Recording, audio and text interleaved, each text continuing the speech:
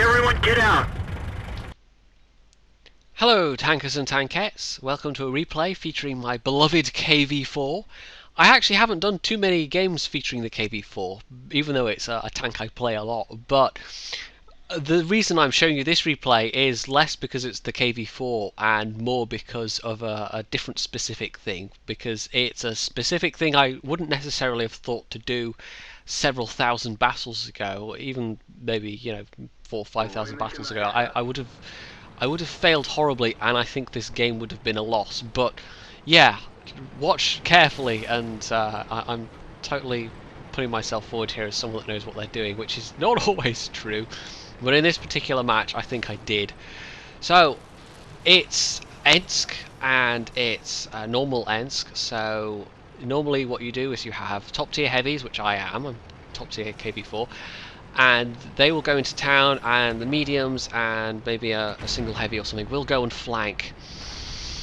That's not what happens in this one. Basically everybody, it's not even a lemming train, it's just everybody spreads themselves in the city. And normally, I mean, my plan was to go up the 7-8 line. That's what I normally try and do, even if I'm in a heavy, because you can actually get up round behind the enemy and cause havoc. But the rest of the team just went full lemming and went into the city, and I knew I was going to have to do some serious defending. Now, the reason this is different from several thousand battles ago is because what I have in my head, what I used to have in my head, and I think what a lot of people do have in their head, is that they'll be in a specific tank on a specific map and they'll think, right, I have to go to this place here. And they don't have that flexibility to change, even in a situation like this. 5,000, certainly 10,000 battles ago, I would have just kept going up the 7-8 line and I'd have died. And I would have been sat there mashing the help button going, help me you noobs, help me, help me! And to be fair, yes, the rest of the team is not doing the right thing here, but by going it alone, I wouldn't be doing the right thing either. That would be the tactically unsound thing to do. But because I know I'm in a very well armoured tank, and I know there's no artillery, and I know I've got what is actually a pretty good defensible position, I thought, okay, I'll actually hang back by the cap and I will defend, because somebody has to. Otherwise, the enemy team would they would either cap or they would encircle our team, and that would be it, game over. So, this is the thing that I did that was different. And also, additionally, I knew that there would be likely, it would be the faster tanks, it would be the medium tanks, and actually a couple of the tank destroyers as well. So, I knew that that would help me, because these are the mediums anyway are tanks that I could actually very successfully angle and side scrape against.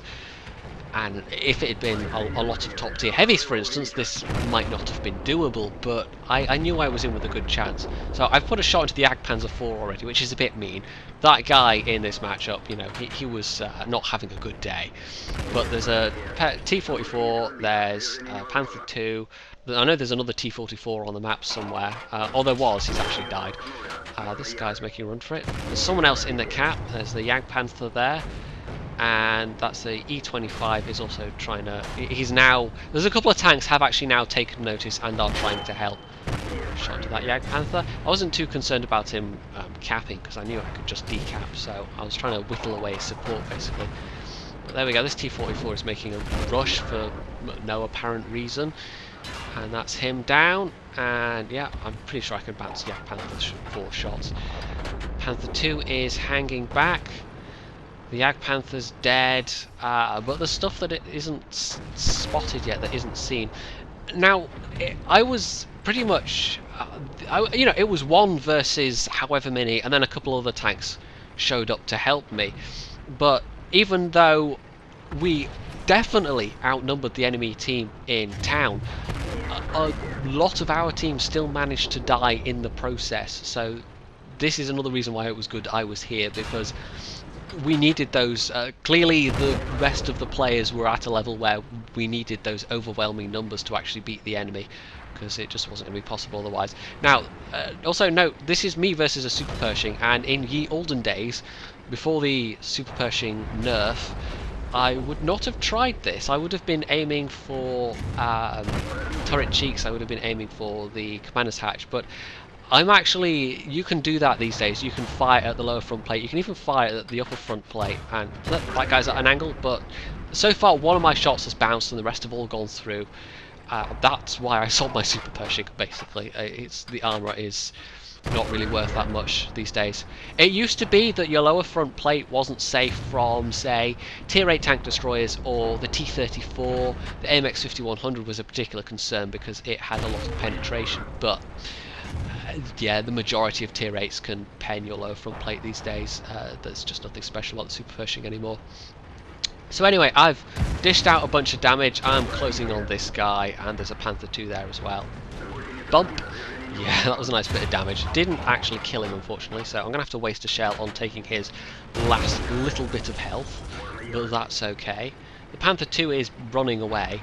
Now, I did have some backup, but it wasn't really... Look how far back those guys were. They weren't helping me that much.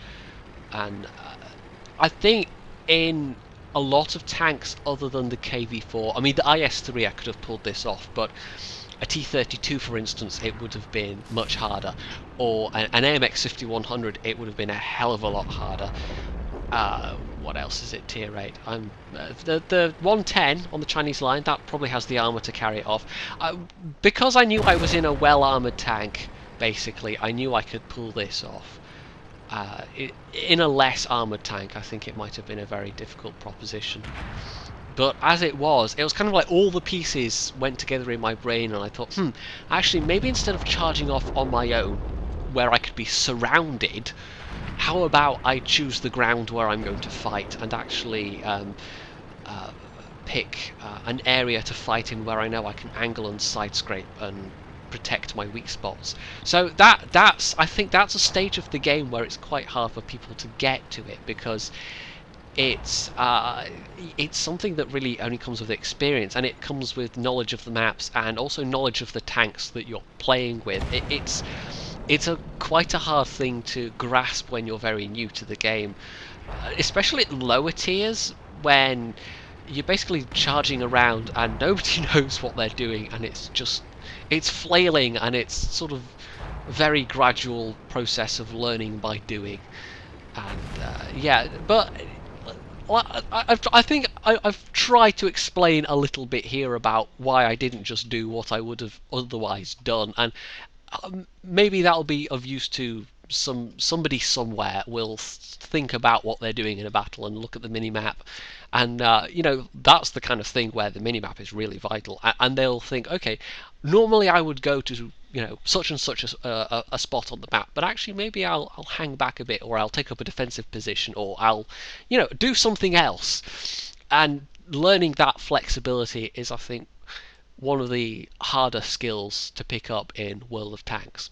So, what did I get out of that battle? Well, actually a steel wall, which is not surprising. It was nearly 4,000 potential damage. I dished out 3.4k damage myself, and walked away with the top score, even though the majority of the time I was actually basically hanging around near the cap circle. You know, I didn't drive very far at all until the very end. But despite that, I did the best damage of anyone on the team, and I got the best score of anyone on the team, precisely because I stayed back to defend the cap, and I stayed in a position where I was able to do so. So, yeah, like I said, just... a big gun is important in this game, or it can be important, but the most dangerous weapon of all in World of Tanks is your own brain, basically. If you're using your knowledge of particular maps and particular tanks to the maximum advantage, then that's going to count more than, you know, the best ammo in the world or the best gun in the world, because there's no substitute for that. There really isn't. Anyway, if you found this video useful and or entertaining, you can say so in the comments, you can hit the like button, you can subscribe to my channel, and of course, as always, stay tuned for more.